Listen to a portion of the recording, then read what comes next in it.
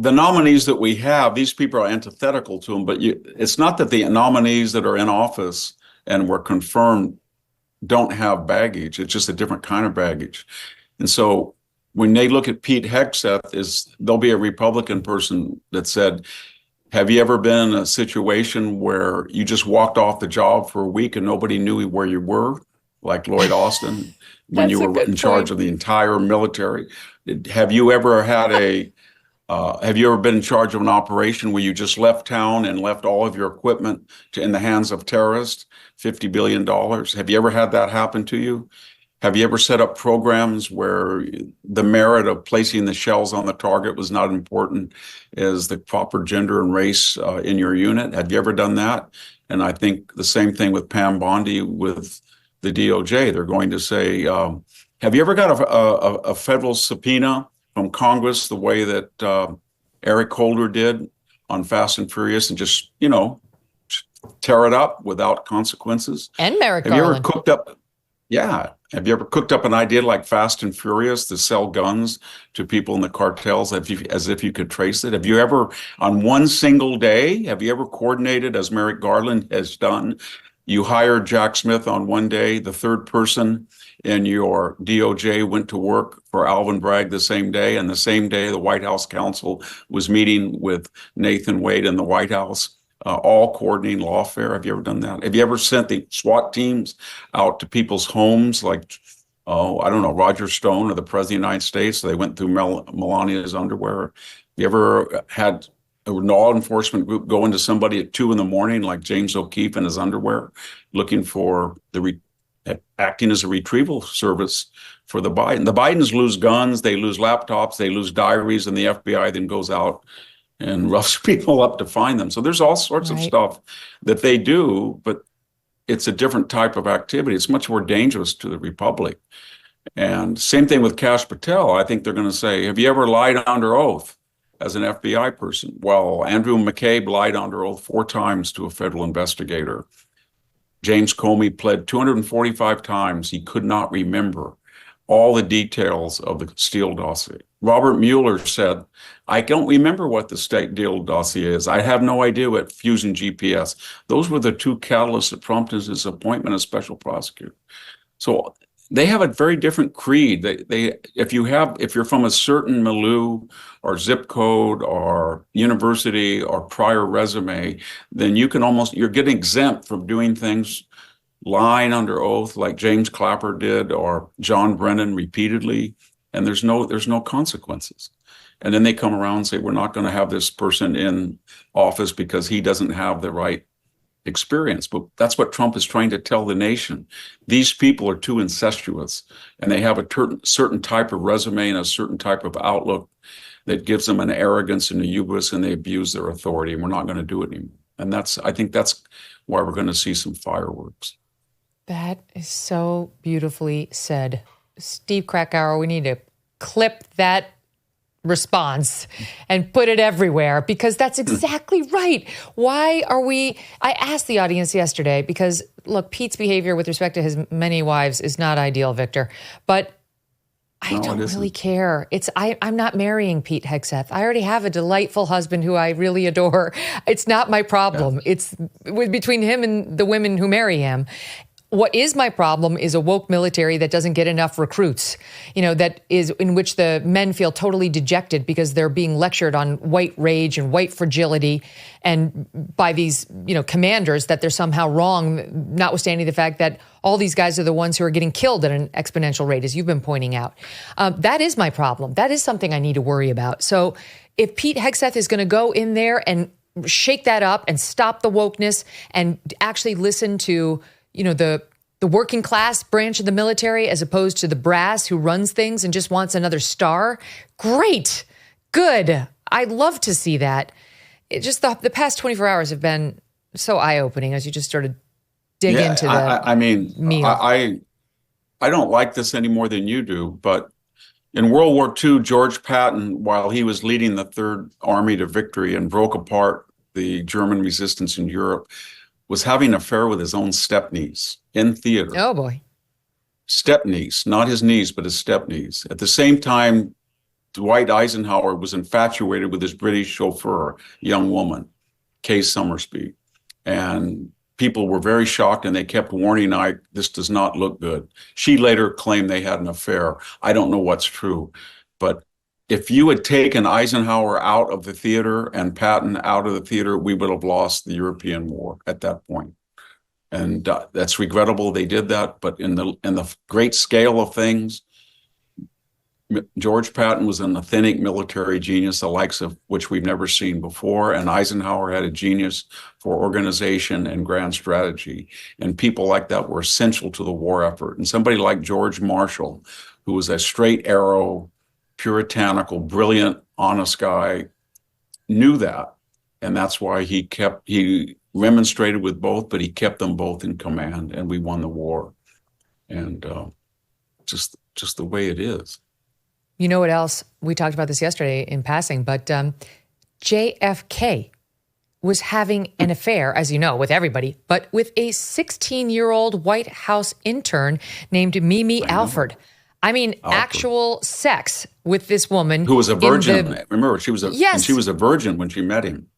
Right. She was working for him in the White House, not to mention what Bill Clinton did. Presidential bed. In the These same Democrats, they revere these two, JFK and Bill Clinton. But we're supposed to get upset about what Pete may or may not have done with respect to his wives and his marriages. Well, we're not. We're not. I had a close friend who was really arguing me about Trump and Stormy Daniels, what happened way before he was in office.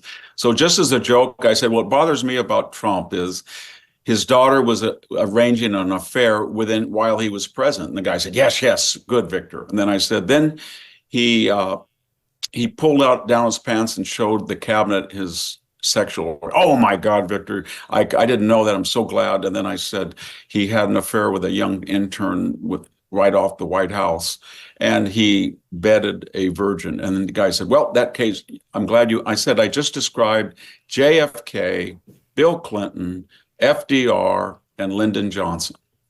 And no one in those days disclosed any of that. The reporters all knew that FDR was having an affair with Lucy Mercer. They all knew that LBJ was doing things that we would call perverted.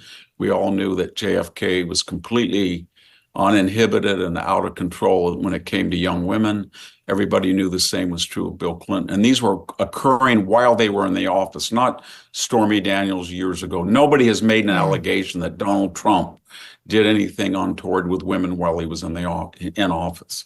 Mm-hmm. And yet nobody says anything about that. They say FDR was a great president. He was. JFK was a model Democrat. Well, I wish we had him now. And but which one dropped trow in front of the cabinet? That's LBJ. I could go on a little bit more graphic. He grabbed his organ and he said, "Does Ho Chi Minh have anything like this?"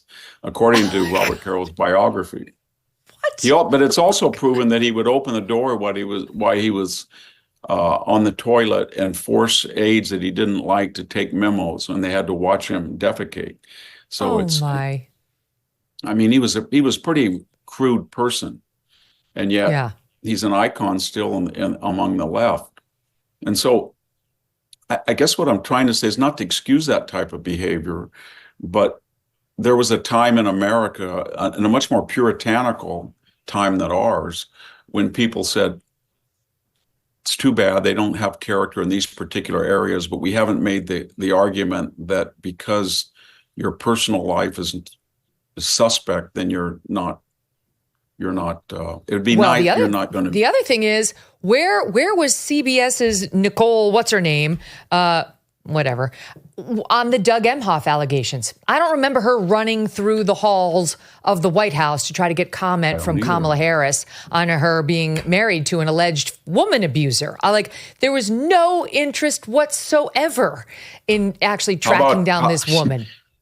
There was a lot more evidence for Tara Reid. She actually mentioned her sexual assault by Joe Biden to her mother, who brought it up on a Larry King show contemporaneously than there ever was. I interviewed her.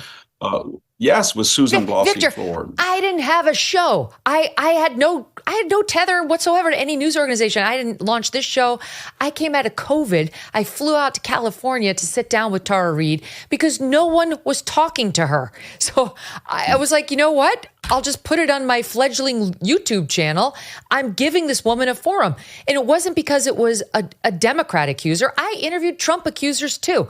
It's not that hard. You can let them have their say and then let the analysts poke holes or not in the stories. But ignoring the stories is what the left does when the accused is one of their beloved Democrats. Absolutely. And we all know that Joe Biden serially violated the private space of women. He blew in their ears. He held them too long.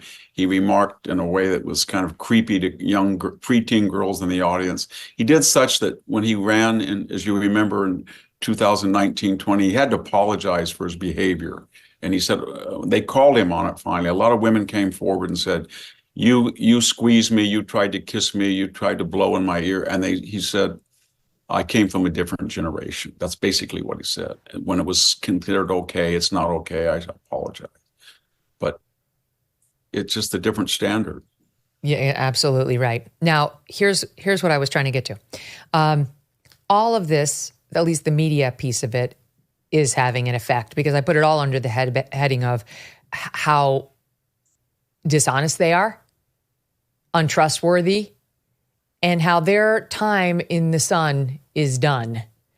Morning Joe knows it. They are hemorrhaging viewers at an alarming rate. And now we actually can put some meat on those bones. We still have some sources in the TV industry and people who know the ratings that the rest of us don't necessarily see in great detail. And sources are telling us that Morning Joe over on MS, Chris Hayes and Joy Reid are all seeing record demo lows. The demo's 25 to 54-year-olds, which determines advertising rates. Record demo lows this week for the history of their respective shows. Let me give you some more. Morning Joe on Monday got 770 in the overall and 86,000 in the key demo. They had been averaging over 800,000, let's say back in June, like 866,000 in June, with 114,000 in the demo. So they fell by a lot. Then comes Tuesday. Tuesday's broadcast of Morning Joe was the show's third lowest broadcast of 2024, with total viewership down 38% from their average and the key demo down 37% from the show's average. So they fell almost 40% overall from Monday to Tuesday. Monday's the day they made their announcement. And on Monday, instead of building during the show as they normally do, they lost. They went from 839 total thousand and 113,000 in the demo to 694,000 in the second hour and sunk 38% in the demo. We're told that Monday's show, I believe, was it Monday's show? Or no, Wednesday's show was the lowest in Morning Joe's history. The lowest in their history. The Wednesday demo, that's the 25 to 54, they got 51,000. 1,001 fewer, and it would have been a slashy, which is the ultimate embarrassment. They don't even write 49,000, they write slashy, which is you've fallen off the board. For those of us holding our breath for the past several months, we can finally exhale. Doesn't it feel like that? Work can finally be done on the major issues this country is facing, and it will be. One of the most significant, our national debt.